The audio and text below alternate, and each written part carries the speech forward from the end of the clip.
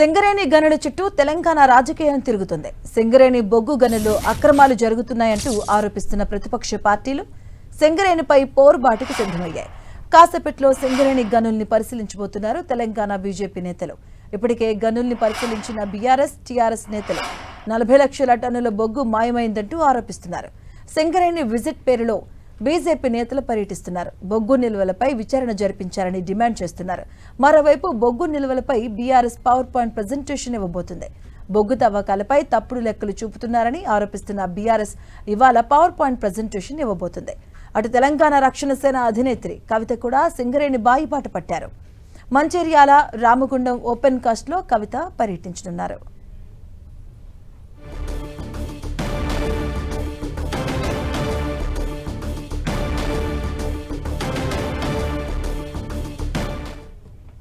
ఇదే అంశానికి సంబంధించిన పూర్తి అప్డేట్స్ మా కరెస్పాండెంట్ అజయ్ అందిస్తారు. అజయ్, విపక్ష పార్టీలన్నీ కూడా సింగరేణి ప్రాంతం టార్గెట్గా పర్యటనలు చేస్తున్నటువంటి సందర్భం అయితే మనకు కనబడుతుంది. ఇటు బీఆర్ఎస్, బీజేపీ, టీఆర్ఎస్ పార్టీలన్నీ కూడా సింగరేణి ప్రాంతాల్లో పర్యటిస్తూ అక్కడ జరుగుతున్నటువంటి అక్రమాలను, అవినీతిని ఎత్తిచూపుతున్నామంటూ ఆరోపణలు అయితే చేస్తున్నటువంటి పరిస్థితి కనబడుతుంది. 40 లక్షల టన్నుల బొగ్గు మాయమైందంటూ ఇప్పటికే బీఆర్ఎస్ ఒక భారీ ఆరోపణలు కూడా చేయడం జరిగింది. బీఆర్ఎస్కి సంబంధించినటువంటి మాజీ మంత్రి హరీష్ రావు బొగ్గుబాయిలపైన పర్యటించి బొగ్గు మాయమైందంటూ ఒక ప్రజెంటేషన్ కూడా ఆయన ఇచ్చినటువంటి పరిస్థితి మనకు కనబడుతుంది. అదేవిధంగా గత 3 రోజుల నుండి టీఆర్ఎస్ అధ్యక్షురాలు కవిత కూడా బొగ్గుబాయి బాట పెట్టినటువంటి పరిస్థితి, అక్కడ జరుగుతున్నటువంటి అక్రమాలపైన ఆమె కూడా గలమెత్తున్నటువంటి పరిస్థితి కనబడుతుంది. అదేవిధంగా కార్మికుల సమస్యలు తెలుసుకుంటున్నంటూ కూడా ఆమె పర్యటన అయితే 3 రోజుల నుండి కొనసాగుతున్నటువంటి పరిస్థితి కనబడుతుంది.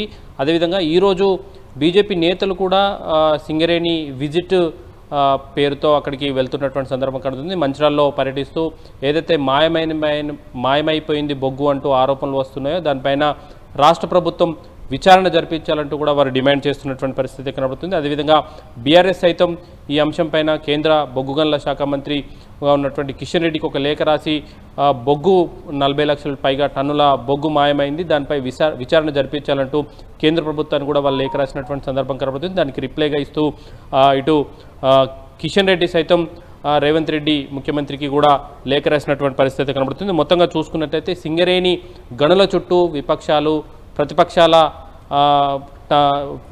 పర్యటనలు అయితే కొనసాగుతున్నాయి. సింగరేణి ప్రాంతాన్ని టార్గెట్గా చేసుకొని, అదేవిధంగా సింగరేణి కార్మికుల ఓటర్లను టార్గెట్ చేసుకొని వాళ్ళని ఆకట్టుకునే విధంగా అక్కడ జరుగుతున్నటువంటి కార్యక్రమాలను ఎత్తిచూపుతూ ప్రభుత్వాన్ని పెద్ద ఎత్తున విమర్శిస్తున్నటువంటి సందర్భం అయితే కనబడుతుంది. అయితే మనం చూడవచ్చు, సింగరేణి ప్రాంతం దాదాపు 25 నియోజకవర్గాల పరిధిలో వాటి కార్మికుల ప్రభావం అని ఉంటుంది. ఇటు మంచిర్యాల నుండి మొదలుకుంటే ఖమ్మం జిల్లాలో ఉన్నటువంటి, ఉమ్మడి ఖమ్మం జిల్లాలో ఉన్నటువంటి ఇల్లందు, కొత్తగూడెం వరకు కూడా గోదావరి పరివాహక ప్రాంతాల్లో ఉన్నటువంటి నియోజకవర్గాలన్నీ కూడా సింగరేణి కార్మికుల ప్రభావితం ఎక్కువగా ఉంటుంది. సింగరేణిలో జరిగేటువంటి కార్యక్రమాలన్నీ కూడా, అక్కడ జరిగే అభివృద్ధి కార్యక్రమాలు, అక్కడ జరిగేటువంటి అవినీతి కార్యక్రమాలు ఓటింగ్ మీద ఎక్కువ ప్రభావితం చూపిస్తుంది.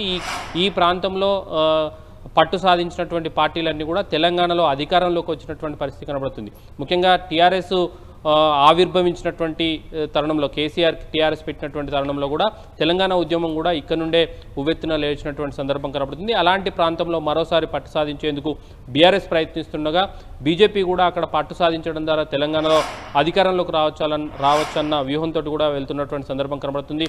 గతంలో ఏదైతే సింగరేణి ప్రాంతాలకు సంబంధించి టీబీజీకేకు గౌరవ అధ్యక్షురాలైనటువంటి కవిత ఇప్పుడు కొత్తగా టీఆర్ఎస్ ఆవిర్భవించిన తర్వాత సింగరేణి ప్రాంతం పైన ఆమెకున్నటువంటి గతంలో ఉన్నటువంటి పట్టును మరోసారి కొనసాగించేందుకు అక్కడ పర్యటిస్తున్నటువంటి సందర్భం కనబడుతుంది. మొత్తంగా సింగరేణి కార్మికులను ఆకట్టుకునేందుకు వారి సమస్యలను పరిష్కరిస్తాము, అదేవిధంగా అక్కడ జరుగుతున్నటువంటి అవినీతి ఆరోపణల పైన వెలికి తీస్తున్నామంటూ 3 పార్టీలకు సంబంధించినటువంటి నేతలంతా కూడా అక్కడ జరుగుతున్నటువంటి కార్యక్రమాలను, అక్కడ జరుగుతున్న పరిణామాలను ఎత్తిచూపేందుకు అక్కడ పర్యటిస్తున్నటువంటి సందర్భం అయితే కనబడుతుంది. అదేవిధంగా బీఆర్ఎస్ అయితే ఒక పవర్ పాయింట్ ప్రజెంటేషన్ ద్వారా సింగరేణి ఏ విధంగా గతంలో అభివృద్ధి చెందింది, గతంలో సింగరేణి ఏ స్థాయిలో లాభాల బాట పట్టినటువంటి సింగరేణి ఈ స్థాయికి ఏ విధంగా వచ్చింది, ప్రభుత్వం నుండి రావాల్సినటువంటి బకాయిలు ఎన్ని పేరుకుపోయిన దానిపైన ఒక ప్రజెంటేషన్ కూడా ఇచ్చేందుకు సిద్ధమవుతుంది.